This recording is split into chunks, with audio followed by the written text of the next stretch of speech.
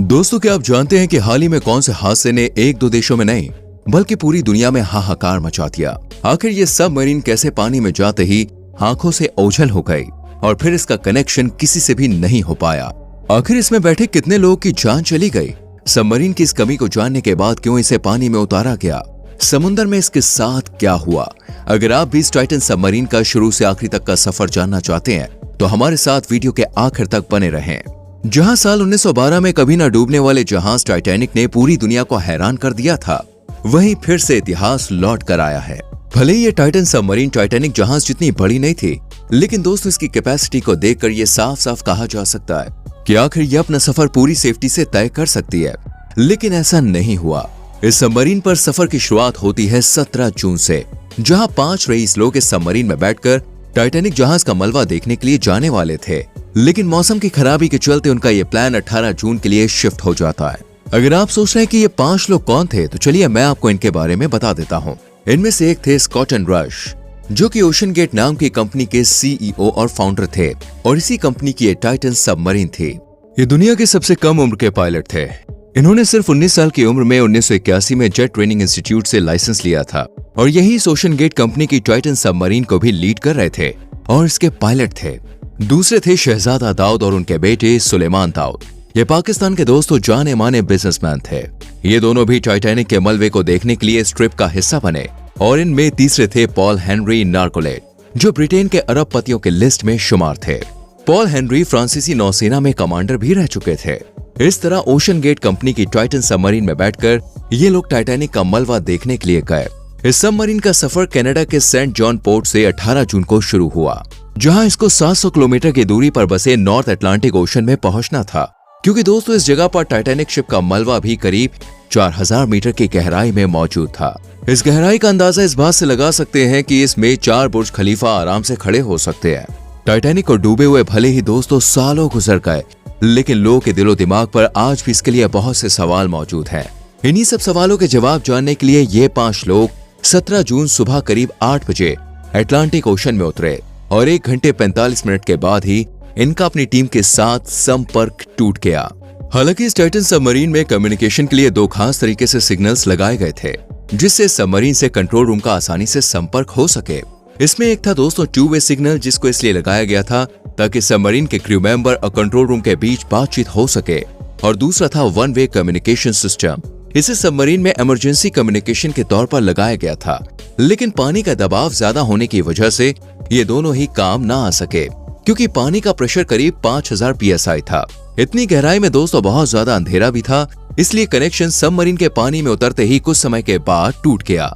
लेकिन शुरुआत में इस बात को ज्यादा सीरियसली नहीं लिया गया। लेकिन जब इस सबमरीन का समय, जो कि इस सबमरीन को 7 घंटों में वापस आना था, ये पूरा हो गया और टाइटन सबमरीन का कुछ भी पता नहीं चला, तो इनकी टीम काफी ज्यादा फिक्रमंद हो गई, क्योंकि ना तो ये सबमरीन अभी तक वापस आई थी और ना ही इससे कोई कांटेक्ट हो पा रहा था। इसलिए कनाडा और अमेरिका की टीम इसे ढूंढने के लिए निकल पड़ी। कनाडा ने अमेरिका की कोस्ट गार्ड टीम से मदद ली और इन देशों की टीम इस सबमरीन की तलाश करने के लिए समुद्र में कूद पड़ी। इस सबमरीन को ढूंढने के लिए दोस्तों 50 से ज्यादा सबमरीन पानी में उतारी गई।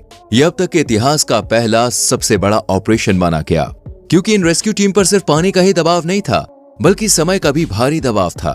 इसकी वजह है सबमरीन में मौजूद ऑक्सीजन। जी हाँ, इस सबमरीन में सिर्फ 96 घंटों का ही ऑक्सीजन अवेलेबल था, यानी कि ये 4 दिनों तक पानी में रह सकती थी।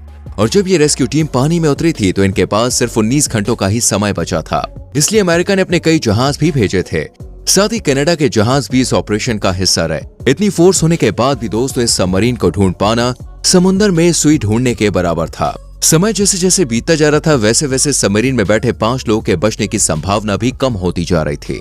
बहुत कोशिशों के बाद भी इस टीम को टाइटन सबमरीन का कुछ पता नहीं चल सका, लेकिन मंगलवार रात के समय इन्हें एक आशा की किरण नजर आई।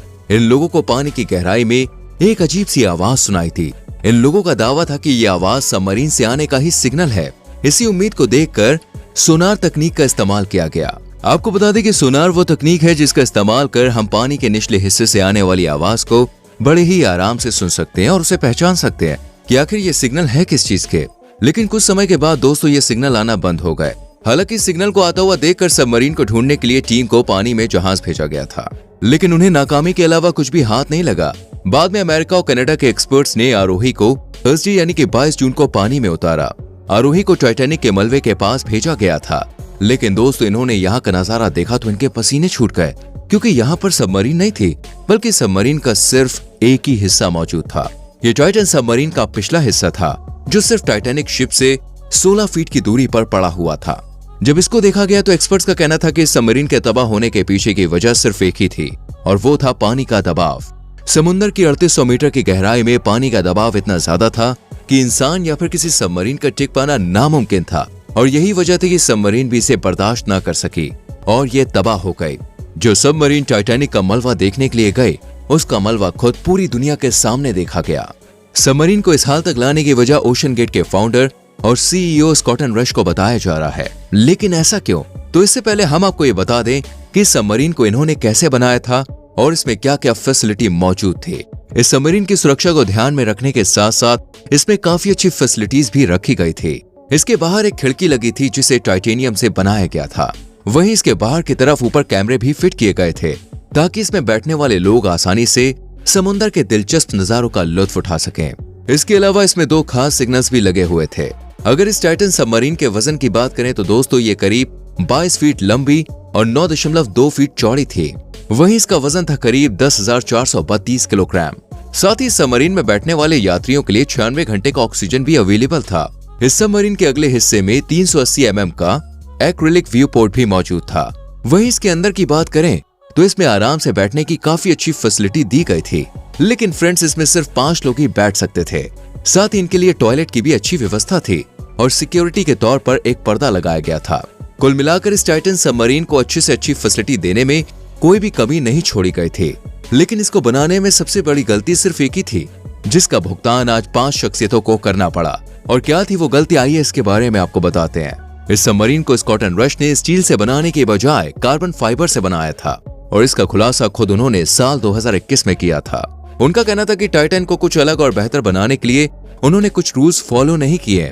जहां सबमरीन को स्टील से बनाया जाता है, वहीं इन्होंने सबमरीन में एविएशन ग्रेड कार्बन फाइबर का इस्तेमाल किया था। उनका दावा था कि वो इसमें स्टील न यूज करके कुछ बड़ा इन्वेंशन करना चाहते थे।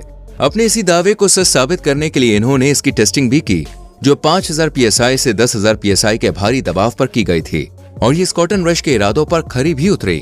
लेकिन इतनी ज्यादा मजबूत सबमरीन को जब पानी में उतारा गया तो ये ओशन का भारी दबाव सह न सकी, क्योंकि ओशन में पानी का दबाव लहरों की वजह से बहुत ज्यादा था।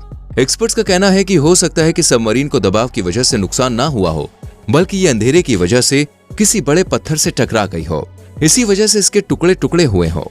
लेकिन दोस्तों कुछ लोगों का मानना है कि सबमरीन की तबाही की वजह इसका कार्बन फाइबर ही है। क्या पानी का दबाव और इसकी बॉडी की वजह से ही ये सबमरीन तबाह हो गई होगी, या फिर इसके पीछे कुछ और राज हो सकता है? कमेंट सेक्शन में जरूर लिखिएगा। वीडियो को लाइक और शेयर भी करना।